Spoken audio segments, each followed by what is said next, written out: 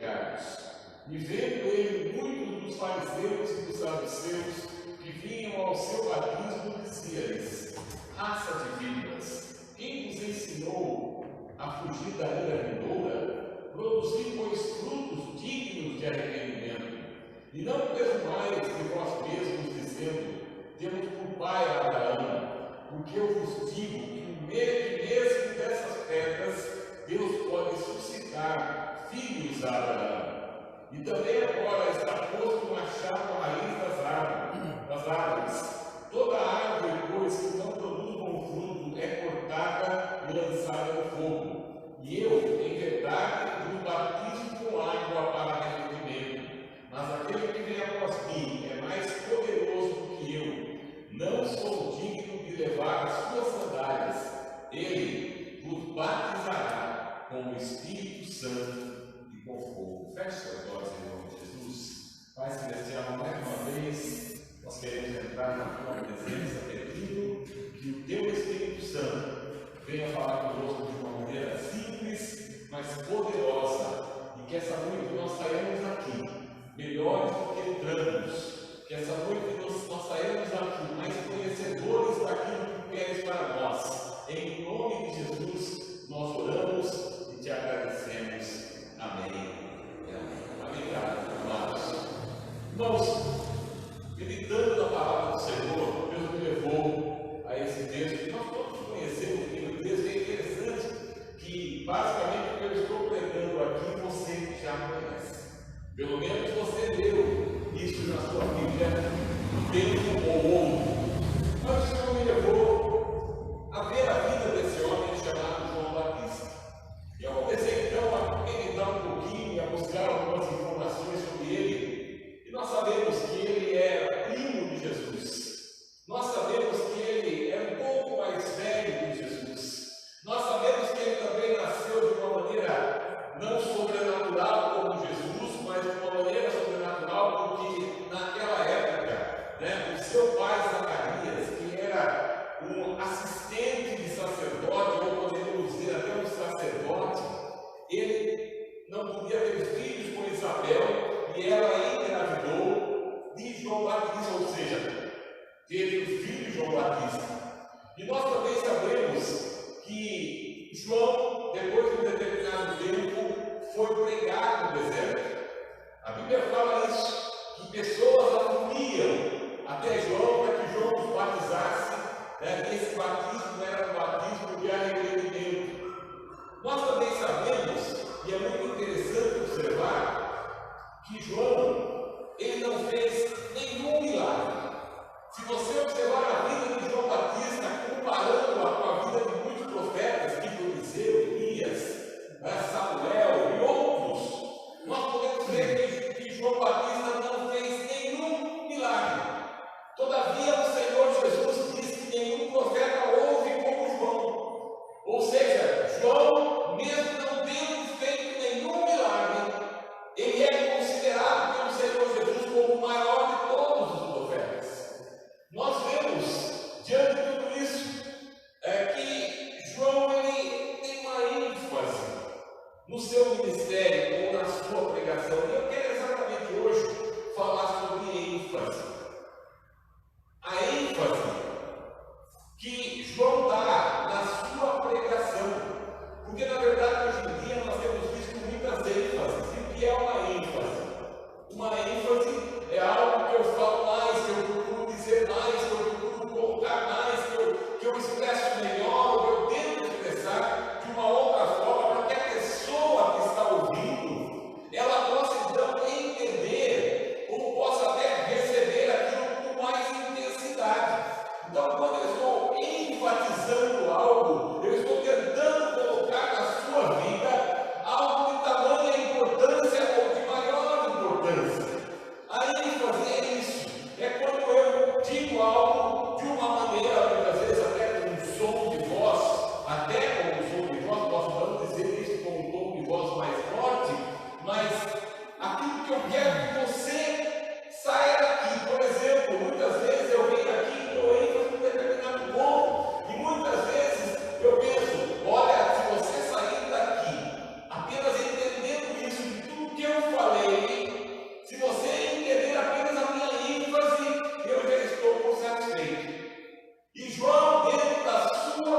pregação, dentro do seu ministério, ele enfatiza algumas coisas.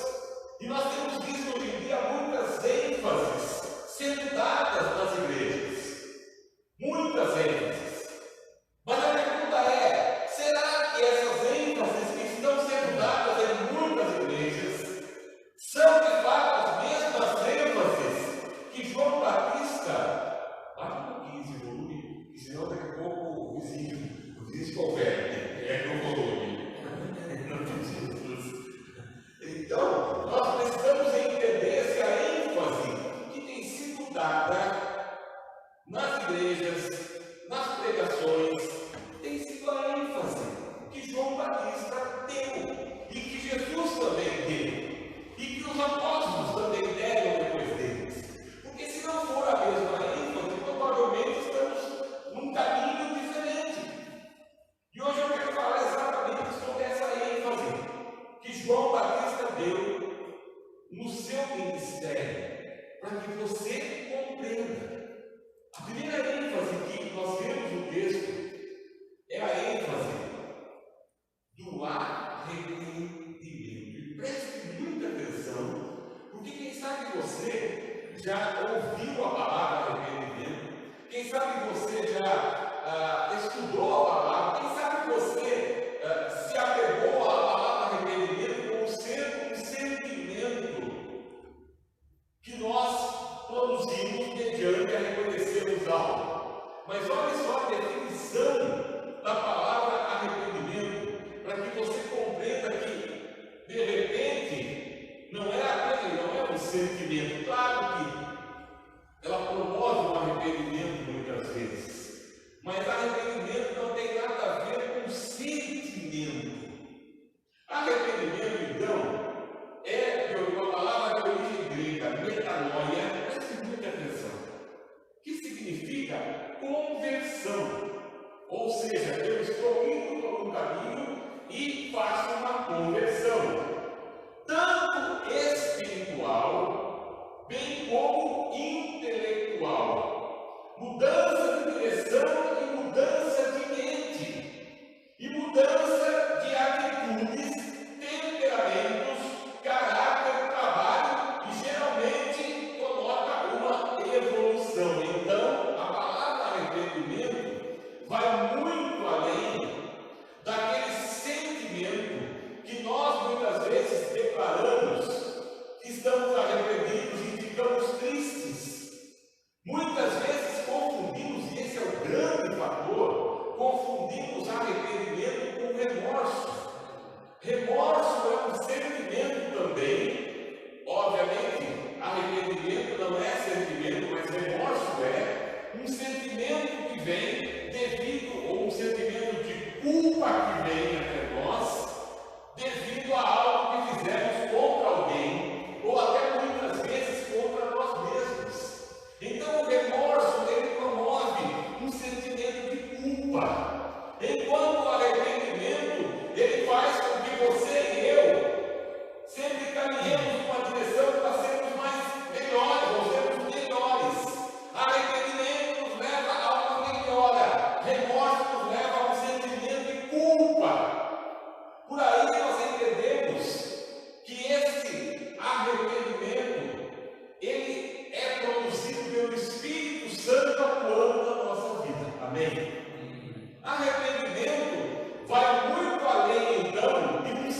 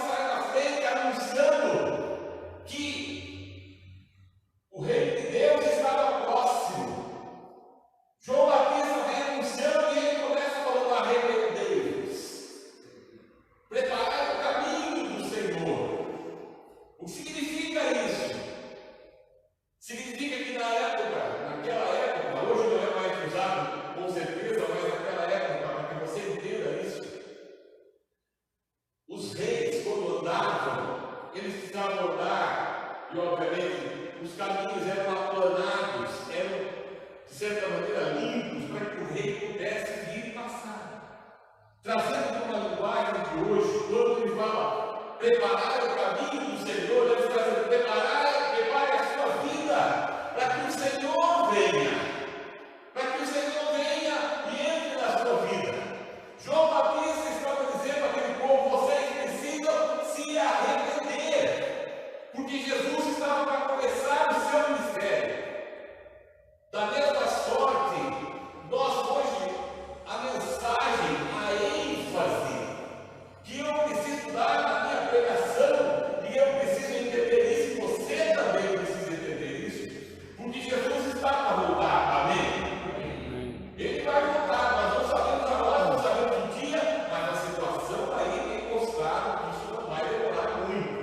E obviamente nós não estamos dizendo quando, mas da mesma maneira que João, ele como precursor de Jesus, diz: arrependei-vos, a nossa obrigação precisa ser arrependei-vos. Porque a ênfase de muita gente não tem sido nunca nessa. Muitas e muitas pregações que nós ouvimos, a ênfase é tudo. A ênfase está, de certa maneira, na prosperidade, a ênfase está no sucesso, a ênfase está na vitória, a ênfase está na alegria e a ênfase está na bênção. Já notou? Agora, a ênfase de João era arrepender-vos. A ênfase de Jesus era arrependei-vos. A ênfase dos apóstolos era arrependei-vos. E nós precisamos nesses dias, últimos dias, anunciar ao povo, às nações, às pessoas que estão aí fora: arrependei-vos. Essa é a primeira ênfase que João estava dando. A segunda ênfase está aqui no versículo 6. Que diz assim: vieram por ele batizados no Rio Jordão, confessando os seus pecados. A segunda ênfase é o confessar ou a confissão de pecados. A Bíblia diz que devemos confessar os nossos pecados a Deus para recebermos perdão. Preste atenção: confissão mostra arrependimento e vontade de mudar. A Bíblia diz que quem confessa os seus pecados recebe o perdão de Deus, 1 João 9. Confessar os nossos pecados diante de Deus. E tanto arrependimento quanto o pecado não acontecem, ou quanto a confissão de pecado, não acontece uma única vez. Ela é um fator diário na nossa vida. Eu preciso me arrepender todos os dias, porque todos os dias eu peco e preciso confessar o meu pecado, porque todos os dias eu peco. O arrependimento, ele faz com que haja confissão. Então, olhando primeiro ao arrependimento, para que depois haja a confissão de pecados. João enfatiza isso e nós precisamos enfatizar também. Todos os dias eu preciso confessar o meu pecado. Você pode dizer assim: mas eu já me arrependi, já aceitei Jesus como meu único Salvador, mas e daí? Quem disse para você que você tem que se arrepender uma única vez? Você tem que se arrepender todos os dias. E nós pecamos todos os dias, irmãos. E precisamos então nos arrependermos e confessar os nossos pecados. Confessar pecado significa concordar com Deus que nós estamos fazendo errado. Isso é confessar pecado. Confessar pecado significa concordar. Confessar a palavra tem a conotação de concordar com. Então, quando eu confesso o meu pecado, eu estou concordando com Deus que eu tenho falhado. E eu então me aproprio desse perdão. Amém? Amém. Seria uma falha minha dizer apenas que você tem que confessar os seus pecados. E nós temos que confessar os nossos pecados. Mas quando eu confesso o meu pecado, na sequência eu me aproprio do perdão. Se confessarmos os nossos pecados, Ele é fiel e justo para nos perdoar os pecados e nos purificar de toda a injustiça. Então aqui entra o princípio do exalar e inalar espiritualmente falando, e esse é o princípio que eu aprendi há muitos anos atrás. Nem tanto assim como você pensou, naquela época nossa.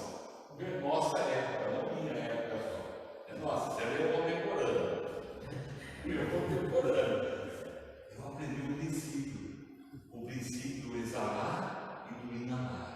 Exalar significa confessar o seu pecado, colocar diante de Deus que você concorda, você está concordando com aquilo que Ele está dizendo que você errou.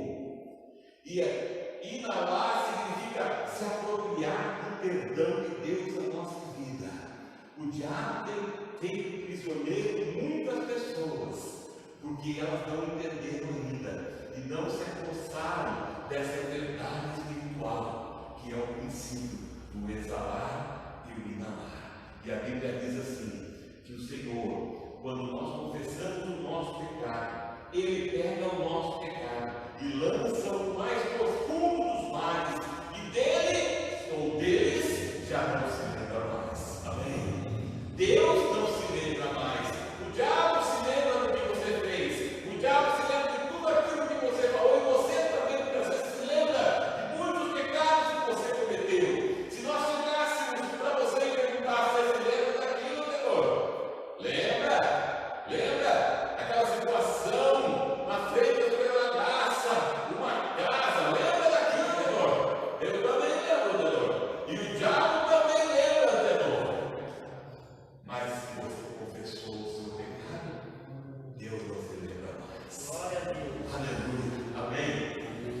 Precisamos confessar pecados. Arrependei-vos, confessando os vossos pecados. Muitas vezes até, se necessário for, uns aos outros. Porque a Bíblia também diz sobre isso. A Bíblia diz que devemos confessar os nossos pecados uns aos outros. Não significa sair por aí contando para todo mundo. Não sei se ontem. Significa que você pode ter alguém para colocar essa situação, e a Bíblia diz assim: confessai os vossos pecados uns aos outros, para que sejais curados. E se você tiver cometido pecado, eles serão perdoados. Amém. Amém. Segunda ênfase de João é a confissão do pecado. Sinceramente, eu não estou vendo isso em nenhum lugar. Pelo menos eu, não estou assistindo nenhum programa de televisão que fale sobre isso mais. O que eu tenho visto muito é o que eu falei com os irmãos: prosperidade, saúde, vitória, sucesso, alegria, bênção, bênção, bênção. Eu não estou contando nada dessas coisas dentro da palavra. Amém? Mas quando a ênfase está errada, não tem sentido. Quando a ênfase está errada, você não vai alcançar ninguém. Ou você vai levar a pessoa ao lugar errado. E nós queremos que você vá ao lugar certo. Amém? Amém. A outra ênfase que João dá nesses versículos, ele diz assim, versículo 8: produzir, pois, frutos dignos de arrependimento. Frutos de arrependimento são a forma como o coração de uma pessoa reage ao perceber que pecou contra um Deus santo e poderoso. Ela se enche de energia para buscar se acertar diante de Deus. Esse fruto de arrependimento estabelece a base para recebermos graça e salvação de Jesus e o derramamento do Espírito Santo. Sem a base do verdadeiro arrependimento, nossa vida espiritual é vazia e hipócrita. Fruto de arrependimento, então, amados, tem a ver com a atitude do nosso coração em relação ao Senhor, em relação àquilo que nós fizemos que pode ter magoado o coração de Deus. Fruto de arrependimento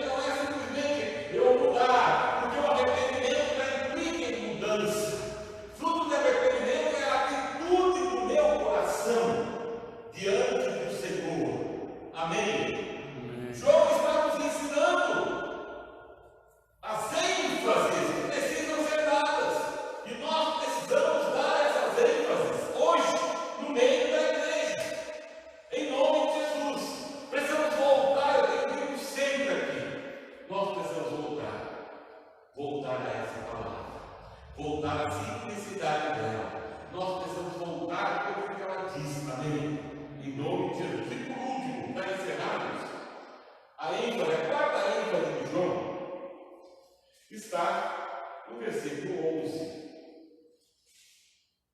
Eu, em verdade, vos batizo com água para arrependimento, mas aquele que vem após mim é mais poderoso do que eu. Não sou digno de levar as suas sandálias. Ele vos batizará com o Espírito Santo e com fogo. A ênfase que eu também não tenho visto ser dada no meio da igreja. E francamente eu fico pensando, por quê? Porque muitas vezes isso não é bem explicado e as pessoas não entendem. Eu quero fazer você entender essa noite. Amém? O batismo do Espírito Santo com fogo é um revestimento de poder para testemunhar. Atos 8 e 9. Quando uma pessoa fica cheia do Espírito Santo, pode ter vários efeitos. Então, quando a pessoa recebe esse batismo do Espírito Santo, ela começa a ter algumas consequências deste batismo. Primeiro, coragem. Atos 4:31 diz que eles ficaram com ousadia, corajosos. Nós precisamos desse batismo com o Espírito Santo para que nós possamos ter intrepidez em pregar o Evangelho de Jesus. Amém? Hoje em dia nós temos visto que muitas vezes temos medo de pregar. Eu tenho passado, daqui a pouco eu vou dar para você o endereço, mas eu tenho sempre passado, se você me acompanha no Facebook, eu tenho passado os vídeos antigos mais ou menos, né? Da soberana graça. E uma das pregações que eu mais amei, em todas aquelas que eu tenho lá, e são muitas, se chama A Arca. Já assisti 50 vezes, já passou umas 200 ali no Facebook. A Arca. E a Arca, e você sabe, aqueles abrindo parênteses, quando o povo de Israel saía para a luta, a arca ia na frente, porque o inimigo, quando olhava para a arca, sabia que o Deus de Israel estava vindo contra eles, e eles fugiam dos inimigos. A arca desses dias se chama igreja, e infelizmente, quando a igreja vai de encontro com o inimigo, o inimigo zomba, o inimigo escarnece dessa igreja. Perdemos o poder. Perdemos a ousadia, porque perdemos o Espírito, o batismo do Espírito Santo de Deus promove na nossa vida. Presta atenção. Quando uma pessoa, coragem, capacitação através dos dons espirituais. Além de coragem, capacitação. O Espírito Santo de Deus nos capacita através dos dons espirituais a que possamos realizar a obra do Senhor. Amém, irmãos? Ninguém consegue realizar a obra do Senhor na sua própria força. Nós não conseguimos. Hoje nós estamos vivendo um momento aqui mesmo, em que eu disse, Senhor, se o Senhor não fizer, ninguém vai fazer, porque nós não vamos adotar meios para que as coisas aconteçam. A Bíblia diz que era Deus quem acrescentava dia a dia aqueles que haviam de ser salvos, e essa é a nossa expectativa, amém? Não significa que nós não vamos falar, não significa que nós não vamos testemunhar. Nós não somos congregação cristã do Brasil. Nós somos a igreja do Senhor reunida na rua Riachuelo 500, Santa Bárbara do Oeste, que confia no Deus, mas que a nossa parte será feita. Você pode dizer amém? Amém. Amém. Glória a Deus. Então, essa capacitação, nós precisamos de novo começar a falar sobre ela. João enfatiza isso nas suas pregações ou na sua pregação, mas nós não temos visto mais isso acontecer. Irmãos, eu não sei o quanto você assiste televisão, programas evangélicos, mas eu tenho visto alguns que, na verdade, começam a ver e param, porque realmente não edificam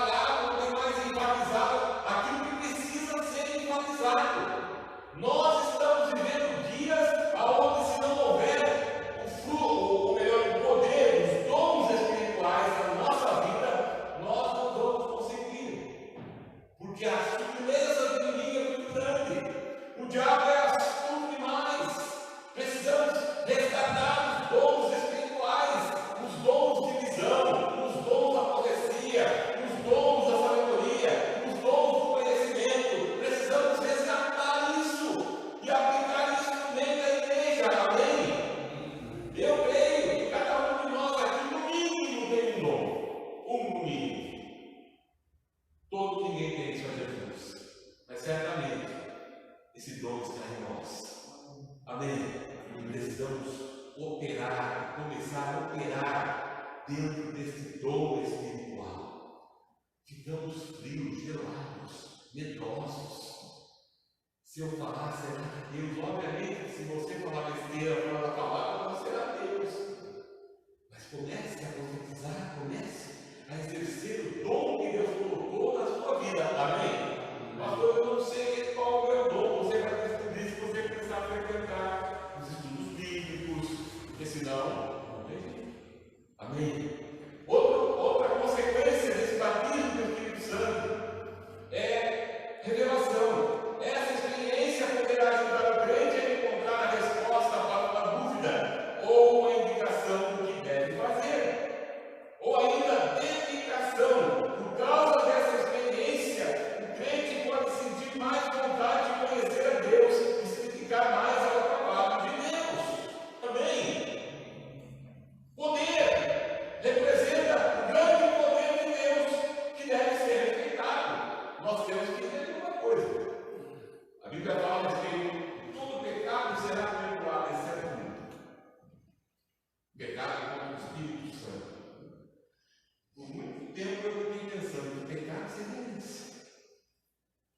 O pecado contra o Espírito Santo é atribuir ao diabo a obra que o Espírito Santo faz. Então, quando alguém chega e diz: você está falando em outra língua, alguém vai falar que é o diabo? Ou você está operando algum dom e alguém vai falar que é o diabo? Aquele pecado é pecado contra o Espírito Santo. Ou o Espírito Santo realiza uma obra e alguém chega e fala: isso aí não tem Deus. Isso é pecar contra o Espírito Santo. Entende isso? Por isso que ele diz aqui, eu li aqui com os irmãos. Representa o grande poder de Deus que deve ser respeitado. Hebreus 12, 28 e 29 fala sobre isso. E por último, a obra do Espírito Santo, o batismo do Espírito Santo em nós, produz purificação. O fogo era algo que era usado para refinar detalhes. Purificação. Por isso que o Espírito Santo se manifestava muitas vezes na forma simbólica do fogo. O que desceu sobre os apóstolos no cenário foi uma grande labareda que se divide em pequenas labaredas de pó e pousa sobre a cabeça de cada um deles, indicando poder. O fogo representa poder. O fogo destrói, o fogo purifica, o fogo faz com que nós sejamos melhores. Amém? Que nós possamos retornar, que nós possamos voltar a dar as ênfases corretas na nossa vida e nas nossas pregações. Amém? Que você que nos assiste pela internet possa começar a avaliar se aonde você está, as ênfases corretas estão sendo dadas. Eu quero ser muito ousado aqui essa noite em nome de Jesus, com você que está aqui também. Se as ênfases corretas não estão sendo dadas aqui, eu digo para você, não fique aqui. E da mesma sorte, eu vou falar para você que me assiste pela internet. Se o lugar que você vai não tem ênfases corretas, saia de lá, porque lá não é lugar para você. Em nome de Jesus. Amém, igreja? Em nome de Jesus. Vamos colocar em pé. Em nome de Jesus.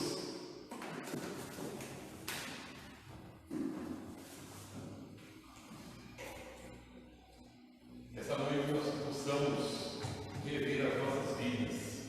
De fato, temos dado as ênfases certas, tanto nas nossas pregações na igreja, quanto em nossas vidas. Amém, queridos? Amém. Deus nos abençoe a cada dia. Feche seus olhos. Pai Celestial, nós mais uma vez oramos, te agradecendo pela tua palavra, que é viva, eficaz, mais penetrante que qualquer espada de dois gumes, e a única capaz de dividir alma e espírito, juntas e medulas, e a única capaz de discernir o propósito do coração do homem. Senhor, em nome de Jesus, que essa noite nós possamos sair daqui edificados pela tua palavra. Que o Senhor, em nome de Jesus, guarde e coloque em raiz do nosso coração as coisas corretas, para que possamos viver de acordo